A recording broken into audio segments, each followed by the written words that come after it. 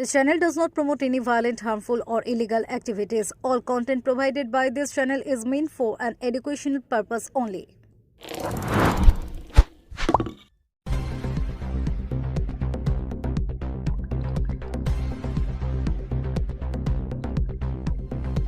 চুঁচুড়া হাসপাতালে তীব্র জল সংকট, পরিস্থিতি খতিয়ে দেখতে মুখোমুখি বিজেপি প্রার্থী ও বিদায়ী বিধায়ক। হুগলির চুঁচুড়া হাসপাতাল বর্তমানে তীব্র জল সংকটের সমস্যায় ভুগছে। গত কয়েকদিন ধরে হাসপাতালের মূল জল সরবরাহ ব্যবস্থা ব্যাহত হওয়ায় রোগী, পরিজন এবং হাসপাতাল কর্মীদের চরম দুর্ভোগের মুখে পড়তে হচ্ছে। গরমের মধ্যে এই পরিস্থিতি আরও জটিল হয়ে উঠেছে।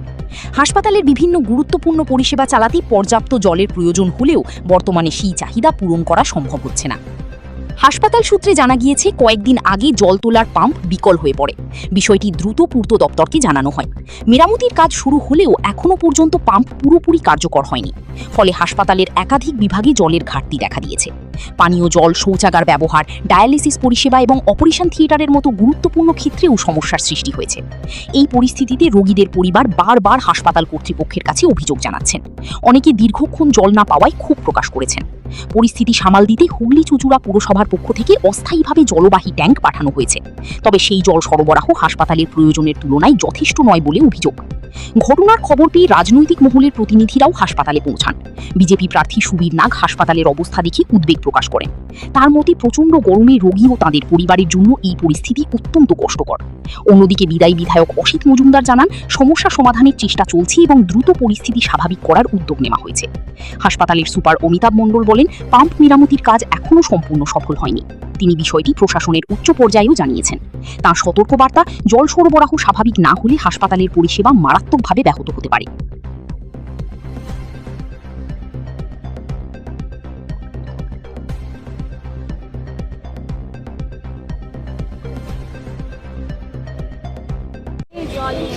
হ্যাঁ, কোথায় আছেন? মানে কে আছে আপনাকে ভর্তি আছে? একটু দাঁড়িয়ে বলুন।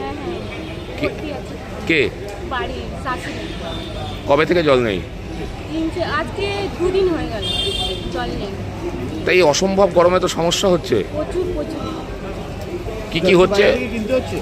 হ্যাঁ, জল কিনে খেতে হচ্ছে, বাড়ি থেকে নিয়ে আসতে হচ্ছে। আর এমনি টয়লেট, বাথরুম তার কি অবস্থা? প্রচুর নোংরা। সেখানেও জল নেই? জল নেই। কি বলছে হাসপাতাল, কি বলছে? উনি কিছু আমরা যাইনি, জিজ্ঞেস করিনি। আর প্রচুর কষ্ট হচ্ছে, আমাদের বাড়ি যেতে হচ্ছে। কতলায় ভর্তি? হ্যাঁ, কতলায় ভর্তি আছে? এখানে সামনে। এখান থেকে জল নিয়ে যেতে হচ্ছে রোজ? হ্যাঁ। এভাবে তো আপনারাও অসুস্থ হয়ে পড়বেন যে পরিস্থিতি। হ্যাঁ, কিছু করার নেই। কি নাম দিদি আপনার? পূজা নন্দন।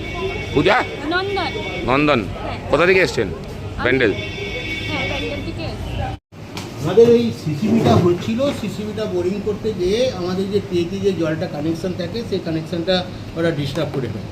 সো ডিস্টার্ব করে হয়েছিল 23 তারিখে 12টার সময়। তারপর থেকে আমরা 24 তারিখের প্রথম থেকে 9টা থেকেই আমরা রাত থেকেই আমরা যে 23 তারিখে রাত থেকেই আমরা পিএইচি, পিডব্লিউসিবি সবাইকে আমরা জানিয়েছি।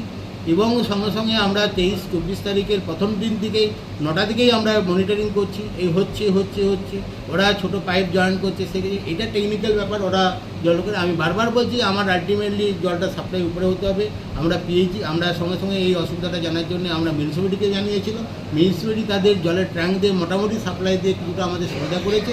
তারপরে সকালবেলা ওরা বললো কাজ হয়ে গেছে। সকালবেলা আমি 9টার সময় এসে আমি মনিটরিং করেছি, বলছে কাজ 9টা 10-এর সময় আমাদের কাজ জয়েন হয়ে গেছে। আমরা 10টার সময় থেকে জলটা আমাদের হয়ে যায়। তারপরেও আবার সেই জল আবার পাম্প চালাতে যেয়ে আবার যে জায়গাটা জয়েন করছে সেটা আবার ব্লাস্ট হয়ে যায়, আবার সেই জলের সেই প্রবলেম হয়। আলটিমেটলি আমরা কাল থেকেই পিডব্লিউসিবি, ইলেকট্রিক্যাল, এক্সিকিউটিভ ইঞ্জিনিয়ার, জুনিয়র ইঞ্জিনিয়ারকে আমরা জানিয়েছি। আজকে আমরা ডিএমকেও জানিয়েছি।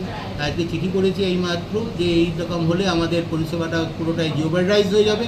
আমাদের হাসপাতাল দরকার হলে বন্ধ হয়ে যেতে পারে, কারণ আমার মেন ওটি বন্ধ হয়ে যাচ্ছে, সিজার বন্ধ হয়ে যাবে, কারণ আমরা ডায়ালিসিস করতে, আমরা স্টেরিলাইজেশন করতে পারছি না।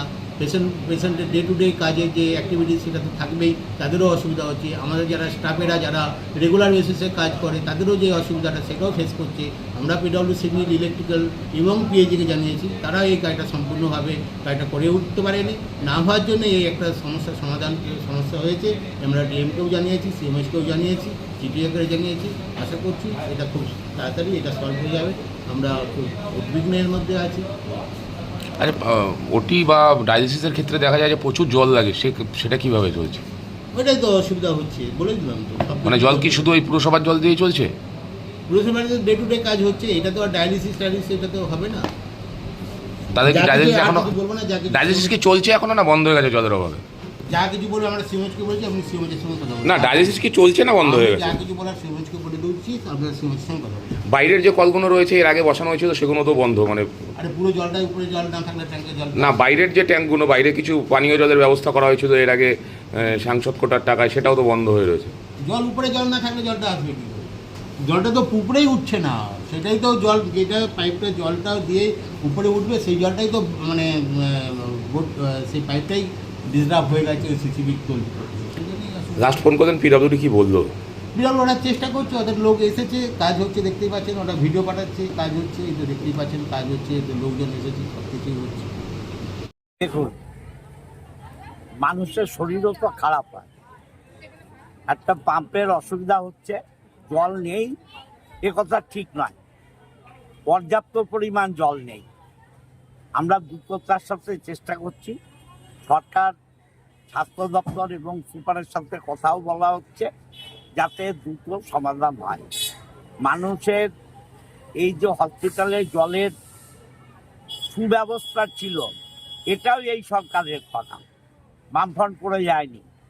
অতএব যেটা আমরা করেছি সেটা রিপেয়ার করতে একটু টাইম লাগছে, আমরা আশা করি 2-1 দিনের মধ্যে সম্পন্ন হবে। রোগীরা বাইরে এসে জল ভরছেন, এমনকি কষ্ট হচ্ছে, দুঃখের, কিন্তু আমরা দ্রুততার সাথে এই পাম্প যাতে ঠিক হয়, সুপারের সাথে কথা বলে সেটা দেখছি। ডায়ালিসিস বন্ধ হয়ে গেছে, না অসুবিধা তো হচ্ছে, অসুবিধাটা যাতে সমাধান করা যায় তার চেষ্টাও চলছে। দ্রুততার সঙ্গে আজকাল অবশ্যই।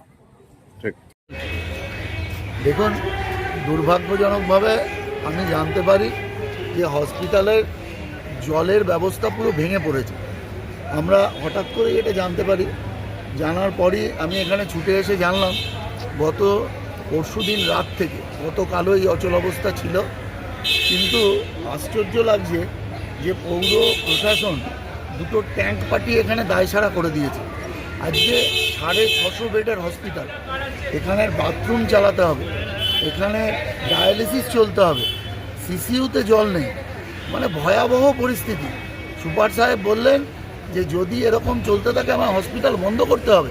মানে ভাবতে পারছেন, জেলায় একমাত্র সদর হসপিটাল যেখানে প্রত্যন্ত গ্রামগঞ্জ থেকে দুস্থ পেশেন্টরা এখানে আসে পরিষেবা নেওয়ার জন্য, তাদেরকে এই দুর্বিষহ পরিস্থিতির মধ্যে দিন কাটাতে হচ্ছে।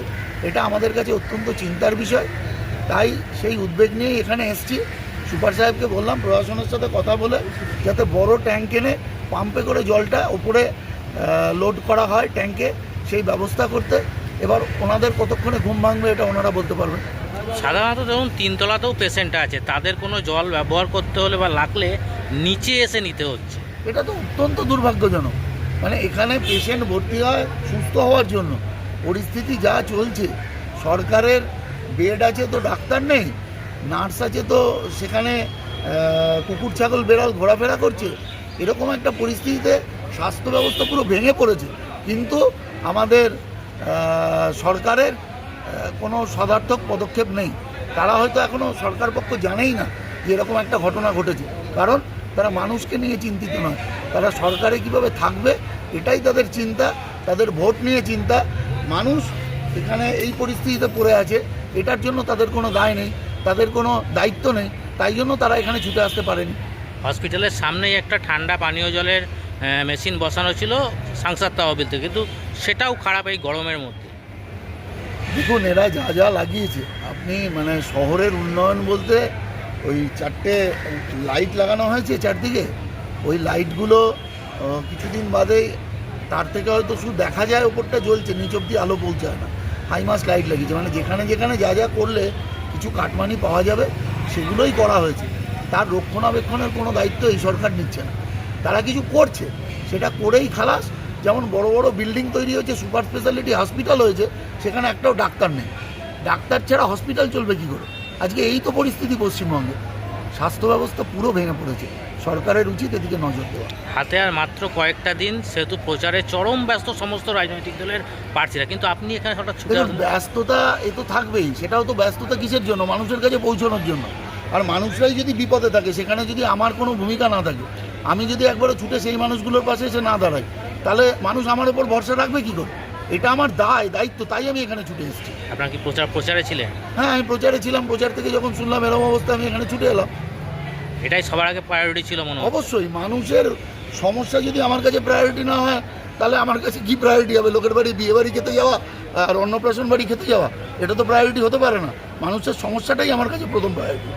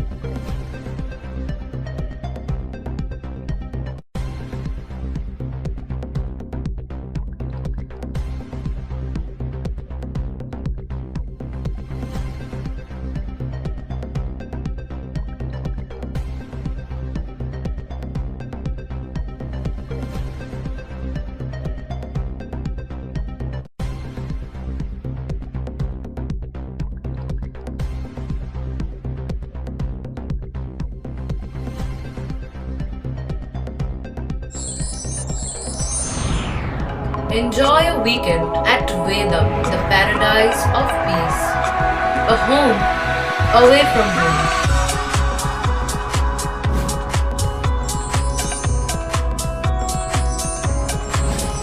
See yourself resonating with the nature.